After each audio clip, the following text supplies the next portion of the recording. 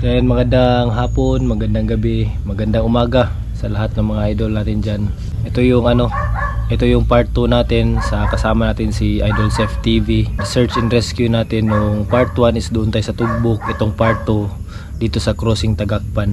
So yun, bali ang maganda doon mga idol, kahit wala tayong huli doon sa part 1, na follow up natin yung lugar nila Ma'am Marichu. Si Ma'am Marichu yung nahulihan natin ng cobra doon malapit sa bahay nila, yung sa mga tambak nyo makita nyo. Antay ako kay Idol Mark din ngayon kasi meron daw siyang huli, meron daw siyang na-rescue na ahas. So sa ngayon, bali abangan muna natin tong part 2 natin ng Chef TV. Kasama natin si Chef TV. Lumipat kami na Idol Chef ng isang lugar malapit lang din sa amin para mag-conduct din ng search and rescue. So tingnan natin mga idol kung ano yung resulta doon. So napakagandang opportunity to na kasama natin si Idol Chef, tsaka kasama natin sila Idol Mark, tsaka Idol Terence. Ayan. Itong part din na ito mga idol na pag-usapan para namin to ni Idol Chef TV, ni Idol Chef, yung regarding sa tanim cobra.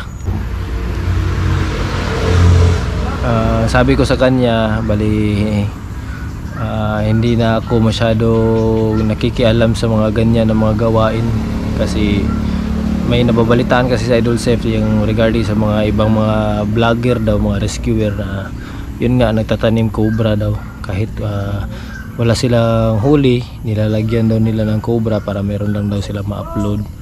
Yung sa amin, hindi namin ginagawa yan kasi yung talagang rescue namin is talagang genuine rescue yan mga idol. May huli man o wala, ganito kasi yan mga idol, kasi kung gagawin mo yung mga kalukuhan na ganyan, bali yung sarili mo lang din ang niloloko mo. Niloloko mo lang yung sarili mo kasi isipin mo na gumagawa ka ng ganyan ng mga kalukuhan para lang meron ka mga content. So sa amin hindi namin ginagawa yun mga idol, makikita nyo, kaya medyo madalang yung mga upload namin kasi yung mga rescue namin mas madalas talaga walang huli. So hindi namin na-upload yan, pero pinupuntahan namin kasi gusto namin magbigay ng peace of mind. Nagre-request ng rescue, gusto namin mabigyan sila ng assurance na wala na yung ahas doon. So regardless of may huli o wala, at least nakatulong tayo. So yun lang, bali hindi tayo nag-upload masyado, hindi kasi tayo masyadong hindi tayo naghahabol ng mga views, ng mga subscriber. So dahan-dahan lang tayo mga idol, hindi namin gawain yung mga ganyan. Kaya shoutout kay Idol Chef, salamat sa opportunity kasi so panoorin nyo ito mga idol, ito na yung part 2 natin.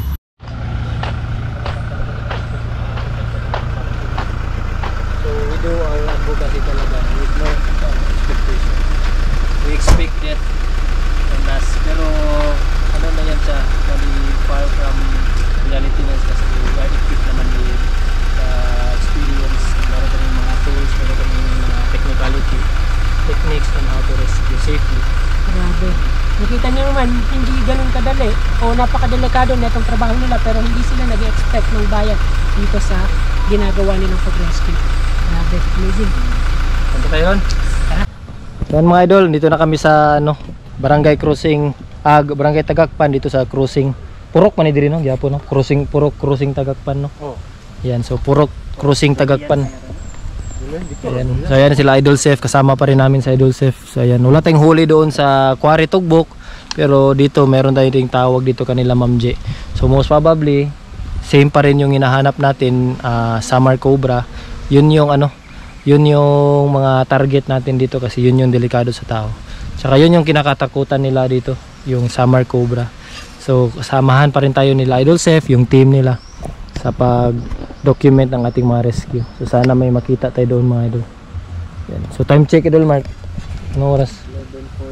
11:40. So 11:40, tanghali na mga idol. So most probably baka may gumagala na naman ng mga summer cobra dito. So ngayon mga idol, yung klima dito sa amin. Bali medyo umaambon na yung sa ibabaw na parte ng barangay dito. Yan, so umuulan na siguro doon. So dito sa baba medyo maaraw pa. Yan. May araw pa. So dito kasi sa ano mga idol, dito sa ibabaw, dito sa Barangay Tagakpan, papunta ng Manuel Janga, Talumo. Ano kasi yan tawag dyan, cloud forest ang tawag dyan mga idol. Ibig sabihin ng cloud forest, tinatambakan talaga yan ng mga ano, ulap. Yung bundok doon, tinatambakan ng doon nag-stagnant yung mga ulap galing sa dagat, galing sa labas sa Pasipiko. So doon sila nagtatambak, kaya dito ang rainfall bagsak sa amin, kaya maulan talaga dito. Kaya Idol Terence, yan sa Idol Terence, taga ano yan siya, Tagakpan. Shoutout mo nga yung mga kaibigan mo doon. Shoutout mga taga Purok Durian. Yan. So swerte tayo, dito si Idol Terence nakasama sa atin. Idol Mark. Sama namin si Sip TV. Maraming humid at mas malamig yung temperatura dahil sa elevated na itong lugar. Kaya ganito na yung mararamdaman natin dito ang lamig. So ito yung ito yung temperatura na pabor sa mga ahas kasi gusto nila ng ganito kalamig na lugar.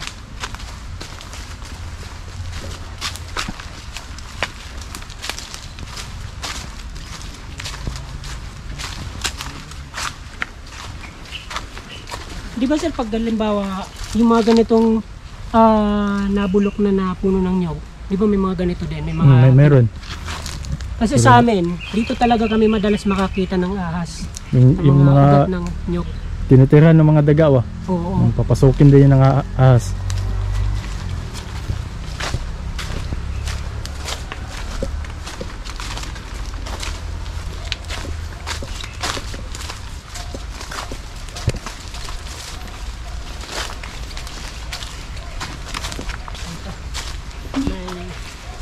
May yabong na kawayan. So, dito sila mag-uumpisa maghanap.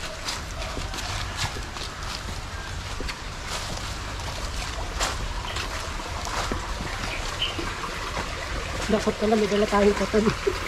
Sabang tayo nga.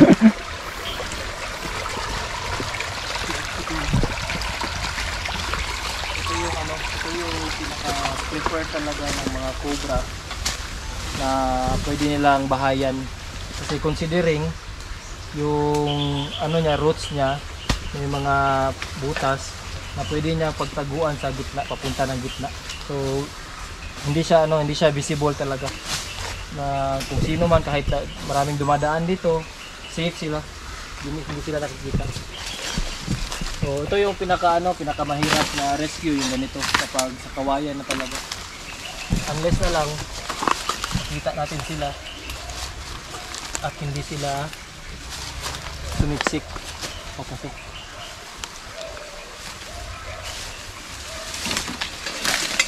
Uta dol.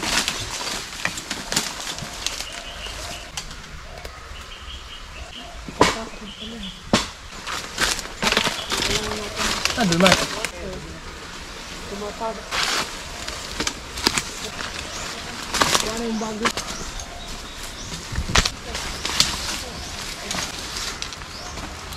Para magamit. Asa may itago lang, kaya basig lahi magian ba. So yan mga idol, ito yung yung daan nung remember nyo na isang natin, rescue natin dito sa Samar Cobra, dun sa kawayan. So medyo makapal, masukal na ang lugar. Matagal na tayong hindi nakapasyal dito. Ayan.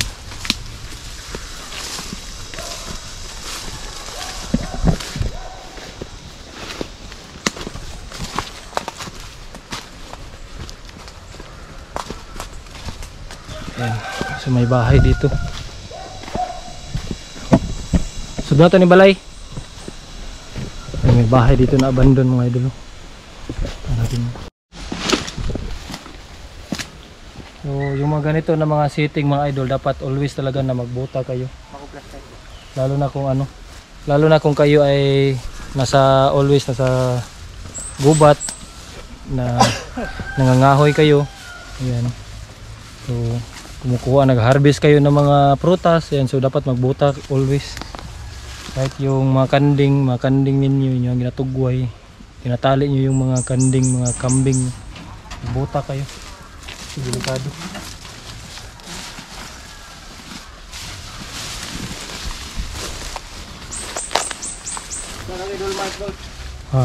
Adol.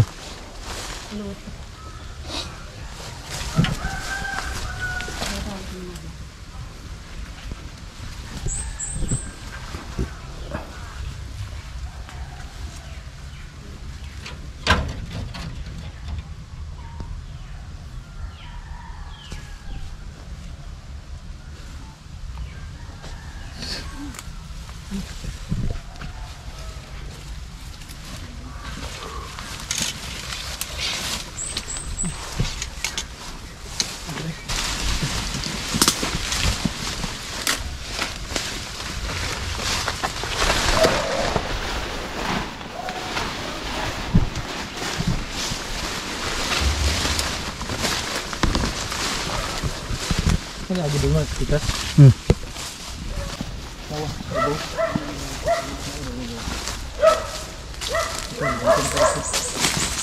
Kita.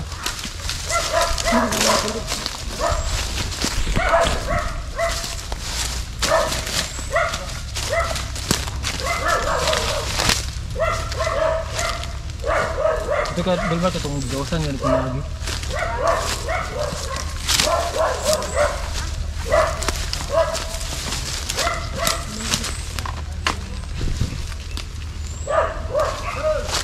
Dol! Sambar siguro.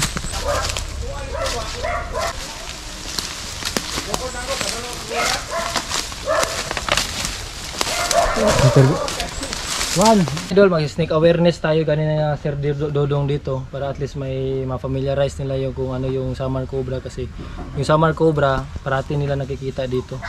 Yan yung part ng rescue natin is hindi lang rescue yung ginagawa natin, snake awareness din kasi yun yung pinaka-sustainable na pwede nating gawin. Yan.